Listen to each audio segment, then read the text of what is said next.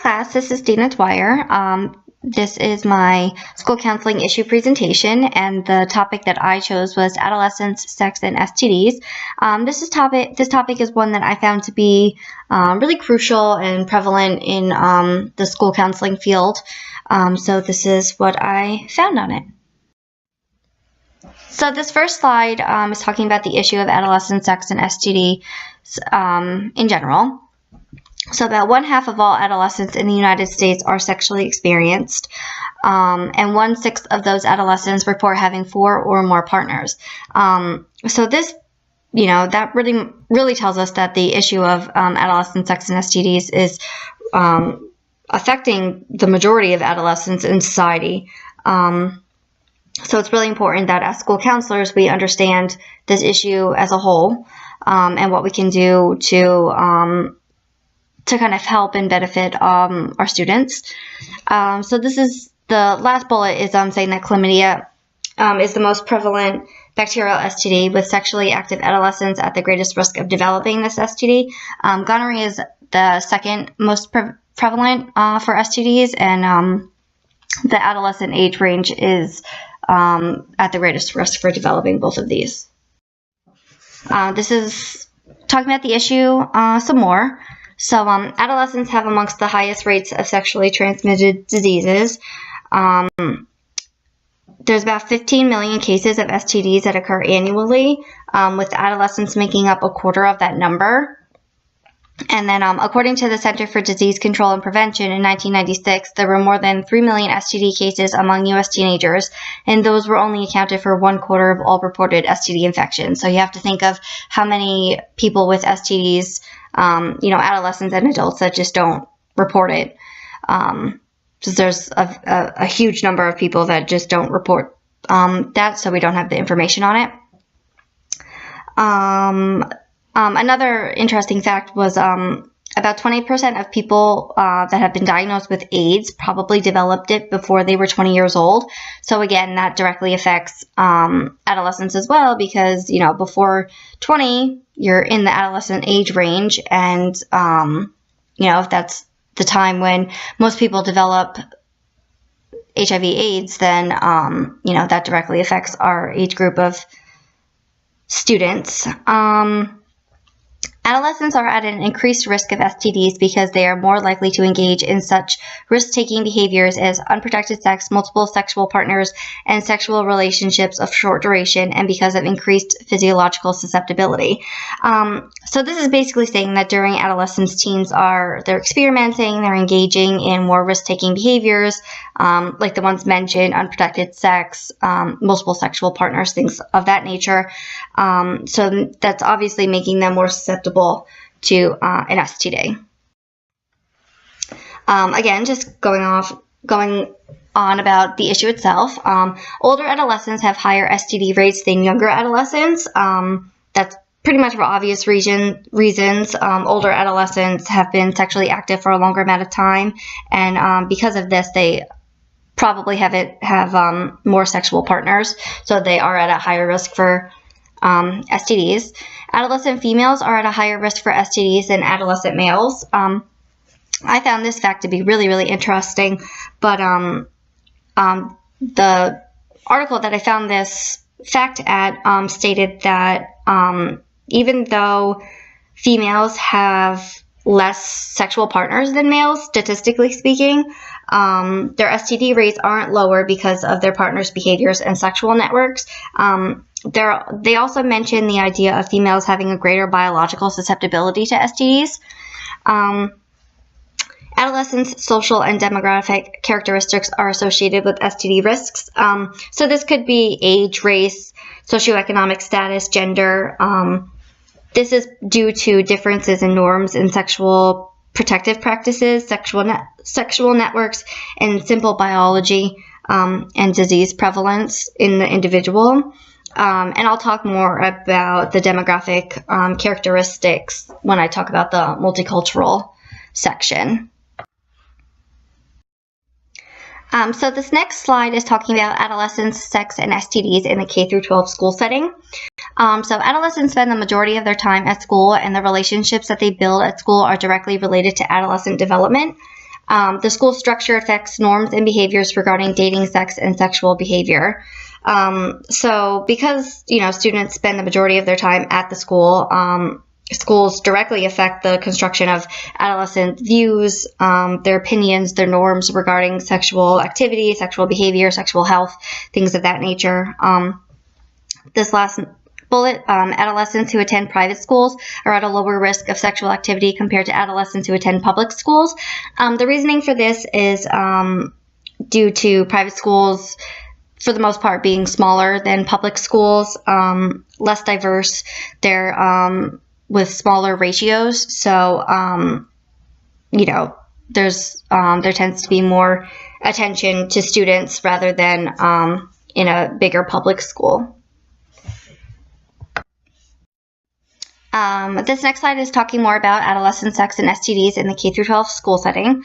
So adolescents who engage in sexual activity have feelings associated with being socially accepted and establishing status amongst peers. The earlier adolescents engage in sexual activity, the higher the likelihood of them developing a sexually transmitted disease. The earlier adolescents engage in sexual activity is also linked to greater risks of unintended pregnancies, lower use of contraceptives, more lifetime partners, and greater risk for developing substance use disorders. So this slide is relatively self-explanatory and kind of common sense. And in the age of adolescence,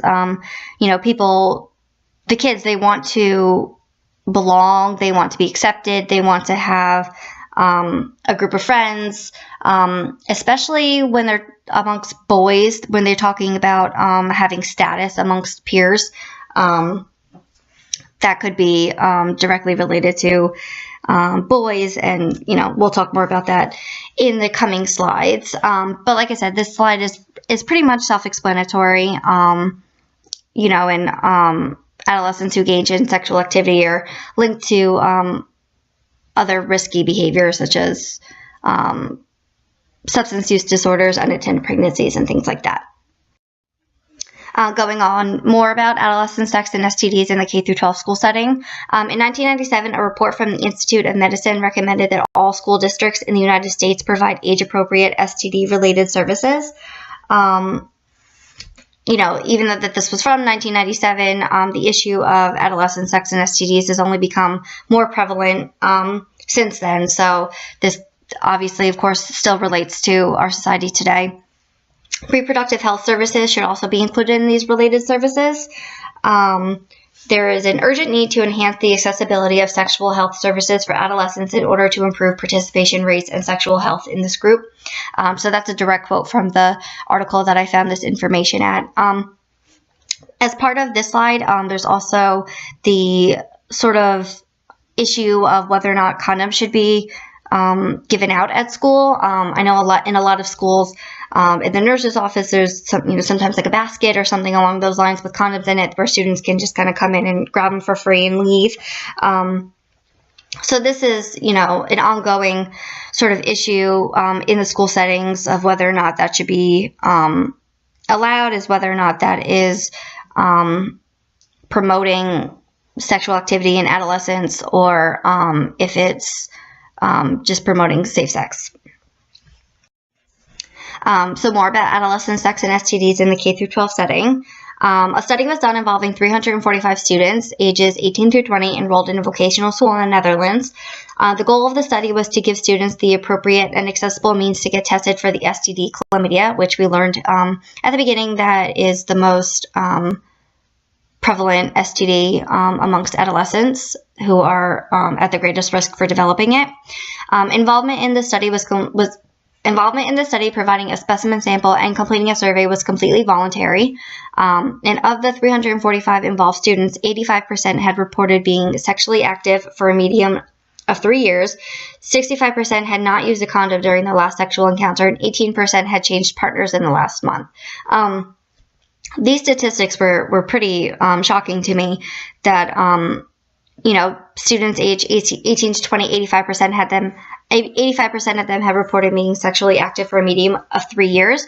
So that would mean that these students had started becoming sexually active when they were around 15, or between 15 and 18. So That was pretty shocking. Not to mention that 65% had not used a condom during their last sexual encounter. That's, well over half of the students involved in this study. So that was also pretty shocking. This study reported that when testing was accessible to students and appropriate education was provided, students were more likely to have themselves tested. It jumped from 25% to 65%. During the study. School-based screening and treatment for STDs appears to be acceptable and effective. The concerns of this includes the cost of these interventions. So this is, pretty self-explanatory that the more accessible services are, the more likely students will use them. You have to think of, issues that adolescents face, such as, not having a car, not having a license, fear that the parents will find out, fear of friends seeing them, things along these lines that sort of prevent them from going to places where they would need to, leave school and go get tested for STDs, pregnancy tests, things like that. So having these services available in school makes it more accessible for students. Obviously, the concern is the cost of these. A lot of schools don't have the money in their budget to provide on-site STD testing, not to mention money for treatments. So, this is definitely something that we can look for in the future as a hope for schools. But as of right now, the concern of the cost is still there. So multicultural considerations regarding adolescent sex and STDs. So the first one that I chose to focus on was gender, namely females and males. So this first slide is about females. So adolescent girls are shown contradictory messages regarding the role of girls and women, or sexual stereotypes. Girls are socialized to believe that their power and worthiness is dependent upon their sexual appeal. And though adolescent boys are also affected by sexual stereotypes, it does not seem to affect their overall sense of self the way it does for girls.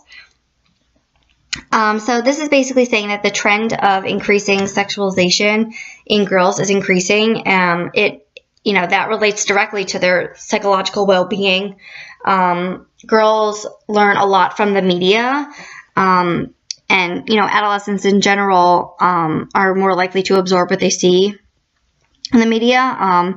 This is also related to the idea of body shame and low self-esteem, low self-concept, all that sort of stuff that directly affects the way girls see themselves. This slide is talking again about multicultural considerations from the gender aspect. Approximately 20% of adolescent girls have received pressure from a partner to have sex. Engaging in sexual activity to promote social acceptance is particularly seen in adolescent girls. And more than 50% of girls ages 14 and younger who have had sex reported their partners being at least 3 years older.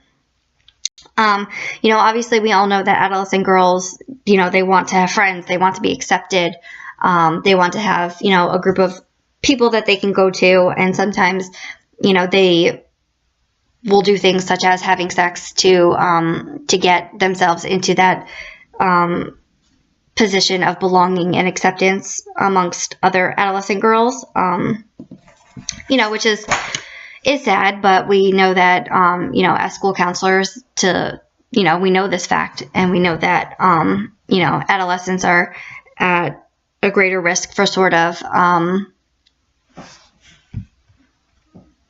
doing what they can to be accepted.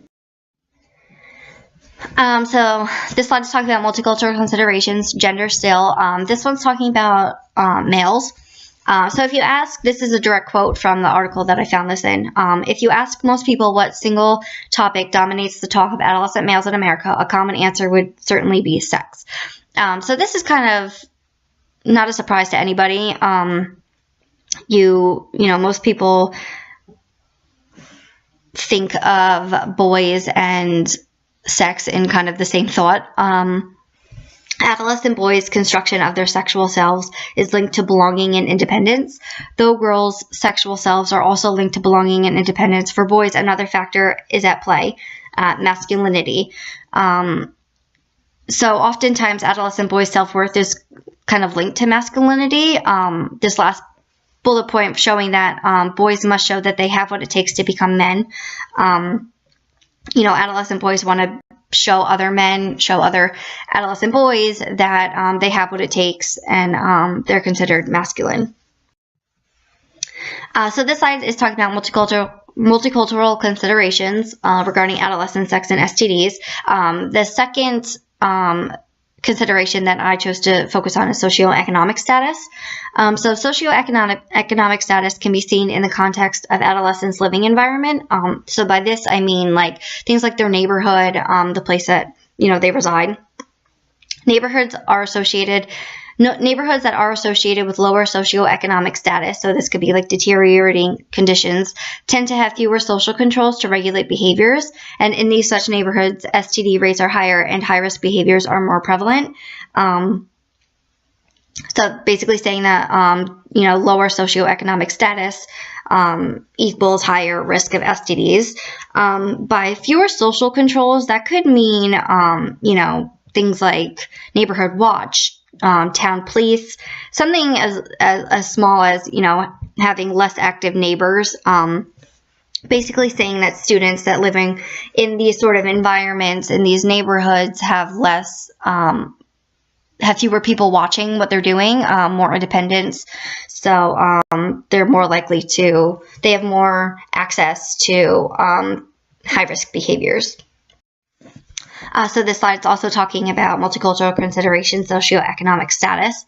Parental education level is related to adolescent sexual activity. As education level decreases, sexual activity increases.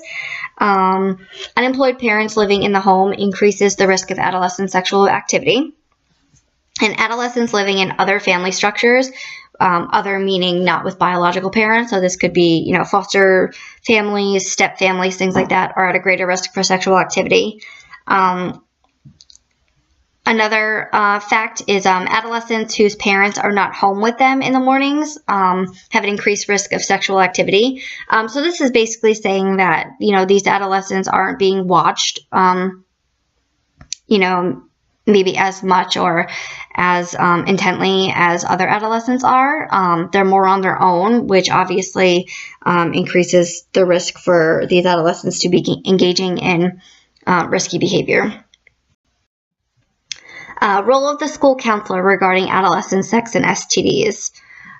So according to the ASEA national model, one of the roles of a school counselor is to work towards removing institutional and global barriers that impede student learning and to promote the academic achievement of all students. Sexual activity and behavior may limit students' academic success and is therefore a concern for school counselors. School counselors are educated and trained in ways that allow them to make effective changes in the area of adolescent sexual activity. So sexual activity, sexual identity, things like that, they're related directly to school success. Adolescents who are distracted by this, or if they have worries, or if they put a lot of emphasis on sort of social acceptance related to sexual activity, it could directly affect their school success, which makes it a very important topic of concern for school counselors. And school counselors can use their knowledge and their skills to make training to make effective changes. So role of the school counselor regarding adolescent sex and STD. So I have here acceptance, trustworthiness, and confidentiality. Those are just three words that have come up a lot in my research regarding the school counselor's role in this topic of adolescent sex and STDs. So acceptance, obviously a school counselor is known for accepting all students and, providing equal services and equal respect to all their students. It's a non-judgmental process, which allows students the ability to go to a school counselor and not feel judged or not feel guilty or anything like that for maybe some of the behaviors that they're engaging in. Trustworthiness and confidentiality sort of go together. We all know that at the start of our counseling relationships, we have to discuss the limits to confidentiality, which is when a student mentions the idea of hurting themselves, hurting somebody else, or if they tell us that they are hurt, that they are being hurt. But other than that, if a student just comes in and just wants to talk, school counselors are obligated to keep that confidential, and students do know that, which sort of would make them feel more comfortable going to a school counselor. There's also the idea of a safe space, which, you know, in my observations that I've done at the schools, you know, as part of our other assignment for this class, the school counselors have sort of all talked about this idea of a safe space where students can come into their office and they can feel comfortable, and they will not be judged, and they will be accepted. And school counselors will just sort of be there to help them, to guide them, and you know, to offer the support that they're looking for. So this next slide is talking about how adolescent sex and STDs relate to a comprehensive school counseling program. So the ASCA national model is a new vision for school counselors. School counselors have become leaders of the school counseling program who are at the heart of school reform. School counselors are obviously needed. They promote student support and well-being. Counseling programs are comprehensive, proactive, and preventative. And the ASCO national model shifted the school counseling profession from a model of guidance and clerical tasks to a necessary reflection of leading schools in the areas of student academic achievement and mental health. I really liked this quote, which is why I put it in my slideshow. You know, a lot of times the role of the school counselor can sort of be confused with sort of somebody who does more clerical tasks rather than somebody who's at the sort of the forefront of the students, and who act as advocates. They provide guidance, a listening ear, even referrals when necessary. Again, this is still talking about comprehensive school counseling program. So these bullets are just things that are incorporated into a comprehensive school counseling program that, as it relates to adolescent sex and STDs, is really important. So large group guidance, this could be in-class presentations. So guidance, you know, school counselors who go to classrooms and give presentations on STDs, contraceptives, information on where they can go to be tested, things like that, but sort of talking to the student body as a whole, classroom by classroom. Small group counseling. This is more for students who want more information on a particular topic of information. So, in this case, it's adolescent sex and STDs. Small groups might make students feel more comfortable and more able to open up or ask questions rather than in front of an entire class of people. And individual counseling is, of course, important for students who are negatively affected by sex and STDs. This could be, people who are feeling the pressure from their partners or friends to have sex, students who have STDs, students who think they have STDs but haven't been tested, things like that. Individual counseling is really crucial for them. Faculty and administrator training. So this is sort of used to eliminate stereotypes and gender biases in the school. It also is used to promote self-esteem and achievement amongst students. And parent workshops. Obviously that could kind of be dependent on the school and, socioeconomic status and all that sort of stuff. But parent workshops are sort of used so that parents can understand their role in shaping healthy sexual identities and behaviors amongst their adolescents. And these are the references that I used. And that is the end of my presentation. So I hope you guys enjoyed it, and I hope you learned something.